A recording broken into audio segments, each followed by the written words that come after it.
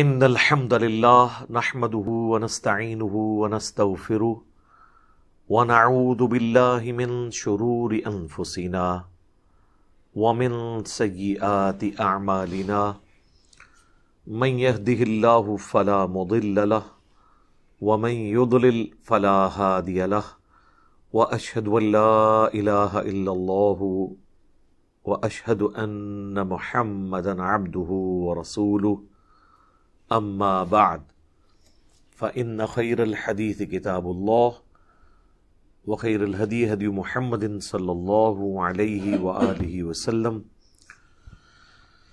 وشر الأمور محدثاتها وكل محدثة بدعة وكل بدعة ضلالة وكل ضلالة في النار.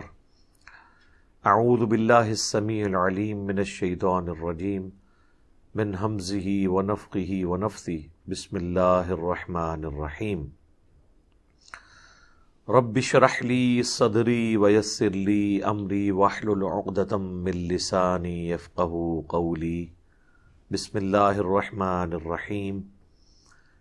ان اللہ وملائکتہ یصلون علی النبی یا ایہا الذین آمنوا صلوا علیہ وسلموا تسلیما. اللہم صلی علی محمد وعلی آل محمد کما صلیت علی ابراہیم وعلی آل ابراہیم انک حمید مجید. اللہم بارک علی محمد وعلی آل محمد کما بارکت علی ابراہیم وعلی آل ابراہیم انک حمید مجید. اللہم ربنا آتنا فی الدنیا حسنة وفی الآخرة حسنة وقنا عذاب النار. ربنا آتنا من لدنک رحمة وہیئ لنا من امرنا رشدا. لا الہ الا انت سبحانک انی کنت من الظالمین. حسبنا اللہ ونعم الوکیل. یا حی یا قیوم برحمتک استغیث ولا حول ولا قوة الا باللہ العلی العظیم. آمین. الحمدللہ آج 9 مئی 2021 کی سنڈے کے دن کی قرآن کلاس نمبر 79 کی اسٹوڈیو ریکارڈنگ ہونے جا رہی ہے انشاءاللہ تعالی. آج ہم سورۃ النساء کی آیت نمبر 92 سے آنورڈ سٹارٹ کریں گے. اب یہ مسلسل کم از کم 3 آیات 92, 93 اور 94 ایک کریٹیکل ٹاپک سے ریلیٹڈ ہیں اور اس میں کئی ایک احکام و مسائل بھی انشاءاللہ ڈسکس ہوں گے. اور اس کا پس منظر یہ آپ سمجھ لیں کہ عرب کی سرزمین چونکہ قبائلی سرزمین تھی اور جنگ و جدال کا سلسلہ اللہ کے محبوب صلی اللہ علیہ وآلہ وسلم کی بعثت سے پہلے کا جاری تھا. قبائلی سسٹم تھا. ایک قبیلہ والا اگر دوسرے قبیلے کے کسی شخص کو قتل کرتا تو وہ اپنا بدلہ اتارنے کے لیے وہ پہلے والے قبیلے کے زیادہ لوگ قتل کر دیتے اور یہ قتل و غارت کا ایک بازار گرم تھا. تو ایسے قتل و غارت کا جو بازار جہاں پر گرم ہو، ایسے معاشرے میں جو قصاص اور دیت کے احکامات ہیں یہ بڑی اہمیت اختیار کر جاتے ہیں. ظاہر ہے جب اسلام ایک پرفیکٹ ریلیجن ہے تو قصاص اور دیت کے حوالے سے بھی احکامات اس کے بڑے بیلنس اور انصاف پر مبنی ہیں. انہی کا ذکر اب یہاں پر آ رہا ہے. 2 قسم کے قتل ہیں. ایک قتل خطا ہے، یعنی جو غلطی سے ہو گیا. یعنی اس زمانے میں کسی نے تیر چلایا سپوز کسی ہرن کو شکار کرنے کے لیے اور اچانک اسی لمحے میں کوئی انسان اس کے سامنے آ گیا اور وہ مارا گیا. شہرک پہ لگ جائے تو چھوٹا سا تیر بھی کسی کو مارنے کے لیے کافی ہے. تو شواہد کی بنیاد پہ یہ فیصلہ کیا جائے گا کہ اس شخص نے اس کو واقعی قتل کیا ہے دشمنی میں یا یہ ایکسیڈنٹل قتل ہے. اگر تو وہ قتل خطا ہے یعنی ایکسیڈنٹ کے طور پر ہوا، زبردستی اس نے، کوئی اس کی نیت نہیں تھی، کوئی دشمنی نہیں تھی، وہ اس کو جانتا نہیں تھا، قرائن بتا دیں گے کہ ظاہر ہے کہ یہ قتل جو ہے وہ قتل خطا ہے. قتل خطا کی جو توبہ ہے اس کا کیا طریقہ ہے، اور قتل عمد کے کیا احکامات ہیں، وہ اگلی آیت کے اندر جا کے آئیں گے۔ یہاں پر قتل خطا کے حوالے سے ڈسکشن ہو رہی ہے، اور قتل عمد بھی اس میں داخل ہے۔ اگر کسی نے جان بوجھ کے بھی کسی کو قتل کیا تب بھی یہ سزائیں تو اسے بھگتنی پڑیں گی۔ اب وہ سزائیں دو قسم کی ہیں۔ ایک سزا تو ہے جو اللہ تعالی کا حق ہے، اس کی معافی کیسے ہوگی؟ ظاہر ہے کہ کسی کو قتل کرنا یہ اللہ کا حکم توڑنا بھی ہے، اس کی توبہ کا طریقہ بھی بتایا گیا ہے، پلس چونکہ یہ حقوق العباد سے ریلیٹڈ معاملہ ہے تو اس معاملے میں بھی بتایا گیا ہے کہ اس کی توبہ کیسے ہوگی۔ قتل خطا کے کیس میں تو بلڈ منی دے دی جائے گی، جسے کہتے ہیں دیت۔ قتل کے بدلے قتل نہیں ہوگا بندہ، کیونکہ اس نے جان بوجھ کے قتل نہیں کیا تھا۔ رہ گیا قتل عمد، جان بوجھ کر جو قتل ہے، انٹینشنلی قتل کرنا، تو اس کی سزا پھر یہ ہے کہ قتل کے بدلے قتل کیا جائے گا، یا اگر اس کے رشتہ دار معاف کرنا چاہتے ہیں یا بلڈ منی لینا چاہتے ہیں دیت کے طور پر، تو وہ ان کو اختیار ہے۔ وہ بلڈ منی جو ہے وہ معروف کے مطابق ہوگی جو اس علاقے میں چلتی ہو۔ سنن ابی داؤد میں حدیث ہے کہ نبی علیہ السلام کے مبارک زمانے میں 100 اونٹ دیت ہوا کرتی تھی، یا اس کی مالیت۔ اب یہ بہت بڑی رقم ہے 100 اونٹ، یعنی اگر بالکل کوئی لاغر قسم کا بھی اونٹ ہو 1.5-2 لاکھ روپے کا تو آج کل بنتا ہے، تو یہ ایٹ لیسٹ سمجھ لیں 2 کروڑ روپیہ دیت بنتی ہے۔ اور اگر کوئی دیت ایسی ہے جو حکومت وقت نے ادا کرنی ہے تو وہ پھر 2 کروڑ روپیہ ایک بندے کے عوض دیت دی جائے گی۔ یہاں پر عموماً جو لوگ مر جاتے ہیں کسی ایکسیڈنٹ کے اندر، بم بلاسٹ کے اندر، کسی حادثے کے اندر، تو حکومت کی طرف سے وہ اعلان کرتے ہیں جی جو مر گئے ان کے لواحقین کو 10 لاکھ روپیہ اور زخمیوں کو 5-5 لاکھ روپیہ۔ تو یہ بلڈ منی تو نہیں بنتی، 2 کروڑ روپیہ کم از کم بنے گی ایک بندے کی بلڈ منی، اگر 100 اونٹوں کو آج کے اعتبار سے کیلکولیٹ کریں۔ اور یہ تو وہ حق ہے جو اس مخلوق کے ساتھ ریلیٹڈ ہے، دیت یا معافی ہو جائے۔ اگر قصاص لینا ہے تو وہ قتل عمد کے کیس میں ہوگا، جو جان بوجھ کر قتل کیا۔ جو خطا کے طور پر قتل ہوا اس کے اگینسٹ جو ہے وہ آپ قتل کے بدلے قتل نہیں کریں گے بلکہ بلڈ منی لیں گے۔ لاجیکل بھی ہے۔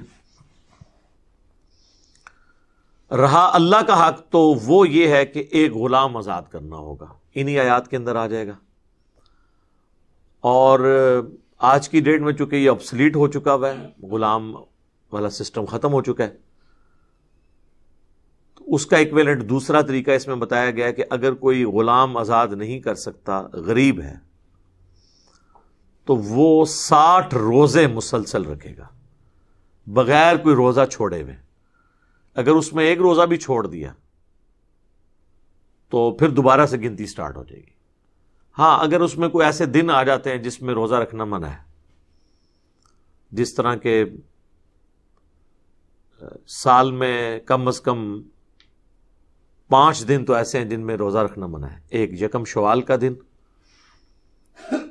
چھوٹی عید کا دن جسے ہم کہتے ہیں، اور 4 دن جو ہیں وہ ذوالحجہ کے، جس میں 3 دن جو ہیں وہ یوم النحر، 10، 11، 12، اور اس کے ساتھ 13 بھی ایام تشریق، یہ 4 دن کہلاتے ہیں۔ ان میں بھی نبی علیہ السلام نے بخاری مسلم میں آیا کہ روزہ رکھنے سے منع کیا۔ تو یہ دن بھی اگر بیچ میں آ جائیں تو ان کی وجہ سے جو روزہ چھوڑنا پڑے گا اس سے وہ 60 روزوں کی ترتیب ٹوٹے گی نہیں۔ یا کوئی شخص اتنا بیمار ہو گیا کہ وہ روزہ نہیں رکھ سک رہا اور اس کی وجہ سے اس کے روزے بیچ میں کوئی ٹوٹ جاتے ہیں، تو پھر 0 سے گنتی سٹارٹ نہیں ہوگی۔ بغیر کسی وجہ کے اس کو روزہ اگر وہ چھوڑتا ہے تو دوبارہ سے گنتی پھر 1 سے سٹارٹ ہوگی۔ تو یہ سارا ایک میں نے بلو پرنٹ آپ کے سامنے رکھ دیا۔ اس کے بعد جو مومن کو جان بوجھ کر قتل کرنا ہے اس کے احکام آئیں گے آیت نمبر 93 میں، اس پہ میں انشاءاللہ تفصیلی گفتگو کروں گا۔ اس کی تو سزا اللہ نے کہہ دیے واضح طور پر کہ ہمیشہ کی جہنم ہے جو کسی مسلمان کو جان بوجھ کر قتل کرے گا، اس کے اوپر تو کوئی ایکسکیوز نہیں ہے، والعیاذ باللہ تعالی، الا یہ ہے کہ اس کے لواحقین اسے معاف کر دیں، وہ ایک الگ معاملہ۔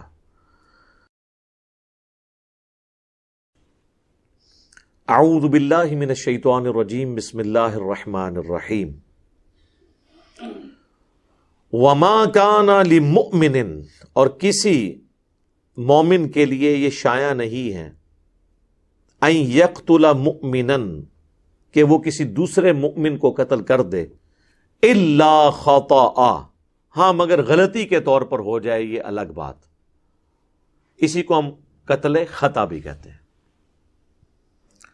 وَمَنْ قَتَلَ مُؤْمِنًا خَطَأً، اور جو کوئی غلطی سے کسی مومن کو قتل کر لے، یعنی تیر تو چلایا تھا اس نے، شکار کے لیے لگ گیا، یا اسی طریقے سے اس نے شکار کرنے کے لیے بندوق سے گولی چلائی اور سامنے کوئی انسان آ گیا، اس کیس میں بھی یہ قتل خطا ہے۔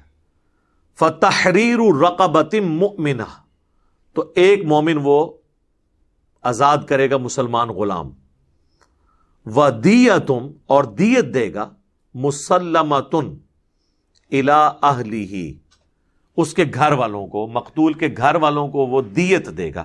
یہ لفظ دیتن ہے عربی میں، ویسے اس کو دیاہ پڑھنا چاہیے، ہا بن جاتا ہے، لیکن اردو میں چونکہ دوسری تے کے ساتھ اسے لکھا جاتا ہے تو وہ بھی چل جاتا ہے، تو دیت دینی ہے اس کے گھر والوں کو، الا ان یصدقوا، ہاں مگر اگر اس کے گھر والے ہی معاف کر دیں، وہ ایک الگ بات۔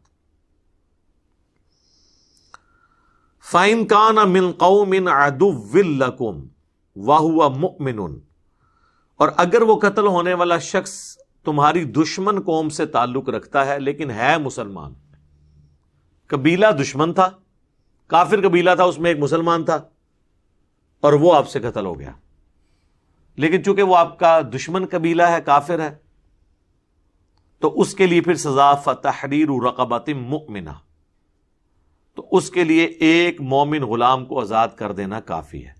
یعنی اگر دشمن قبیلہ ہے تو اس کو دیت نہیں دی جائے گی، بلڈ منی نہیں دیا جائے گا، کیونکہ وہ پیسہ پھر کافروں کے ہاتھ بھی لگ سکتا ہے کہ وہ آپ کے خلاف استعمال کریں گے، اس لیے وہ منع کر دیا۔ لیکن ساتھ یہ ہے وَإِن كَانَ مِن قَوْمٍ بَيْنَكُمْ وَبَيْنَهُمْ مِيثَاقٌ، لیکن اگر کوئی ایسی قوم ہے جس کے اور تمہارے درمیان کوئی معاہدہ ہے، چاہے وہ کافر ہی ہیں، اب چونکہ ایک ٹریٹی ہے، آپ کا معاہدہ ہے کہ جنگ بندی کا، اور اس دوران ایک بندے کی غلطی کی وجہ سے دوسرا بندہ مر گیا، تو اب یہ تو نہیں ہو سکتا کہ اس غلطی کی وجہ سے دو قبیلوں کو جنگ میں جھونک دیا جائے، اس میں پھر یہ ہے کہ پھر اس میں آپ نے فَدِيَةٌ مُسَلَّمَةٌ إِلَىٰ أَهْلِ، دیت بھی، بلڈ منی بھی، خون بہا بھی آپ نے دینا ہے۔